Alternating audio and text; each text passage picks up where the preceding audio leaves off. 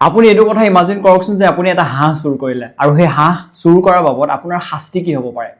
আপুনি হয়তো ভাবিছে যে কাৰোবাক যাৰ ঘৰৰ পৰা চুৰ কৰিছো তাক কিবা এটা দি দিম বা মাফ খুজিম বা কিবা ধৰণৰ কৰিম কিন্তু ভাবি চাইছেনে যদি এটা হাঁহ চুৰ কৰাৰ পিছত প্ৰথম গাঁৱৰ মানুহ তাৰপৰা পুলিচ তাৰপৰা আৰ্মি গৈ পেলাই কোট কি কত কি হৈ যায়গে হয়তো আপুনি আচৰিত হৈ যাব ঠিক তেনেকুৱা এক কাহিনী হ'ব চুপা চুপি আপুনিও যদি ট্ৰেইলাৰটো ভালকৈ চাই 2 মিনিট 27 সেকেন্ড আৰু 2 মিনিট 36 সেকেন্ডত এটা সিন দেখিবলৈ পাব যেটো সিনত ঘৰ এটাত এগৰাকী মানুহ ফাঁসি লাগি থাকে আৰু যি কেইটা চুৰ আছিল সেই চুৰ কেইটা চুৰ কৰিব যাওতে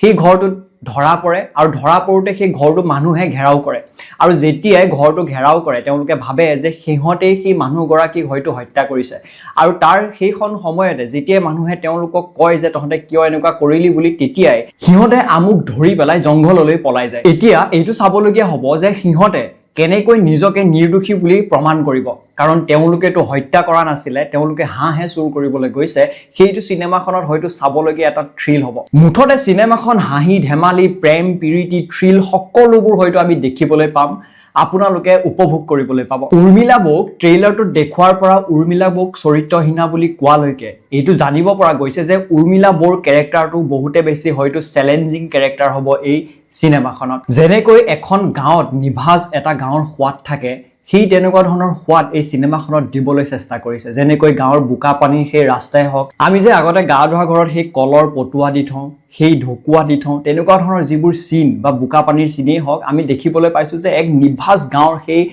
সোৱাদটো হয়তো আমি দেখিবলৈ পাম যেতিয়া আমি ডাঙৰ হিন্দী হওক বা ইংলিছ সিনেমাবিলাক চাওঁ তেতিয়া আমাক যি এটা থ্ৰিল বা সাসপেন্স এটা ফিল কৰাৰ ভিতৰৰ পৰা যে কি হ'ব সেইবোৰ ফিল কৰাবলৈ এটা সাউন্ডৰ প্ৰয়োজন বা মিউজিকৰ প্ৰয়োজন যেটো বিজিএম বা তেনেকুৱা ধৰণৰ বুলি কোৱা হয় আৰু সেই বস্তুটো এই সিনেমাখনত হয়তো বহুত গুণে ভাল বুলি আমি অনুমান কৰিব পাৰিছো ট্ৰেইলাৰটো চোৱাৰ পাছত আপোনালোকে হয়তো ইনষ্টাগ্ৰামত গুঠি ললে গানটো ইতিমধ্যে শুনিলে আৰু সেই গানটো ভাবি চাওকচোন এবাৰ যেতিয়া আপুনি সিনেমা হলত চাব বিগ স্ক্ৰিনত আৰু তেতিয়া আপোনাৰ সেই গানটো যেতিয়া কাণত বাজি উঠিব পুৰা ডাঙৰ সাউন্ডৰে কেনেকুৱা ধৰণৰ এটা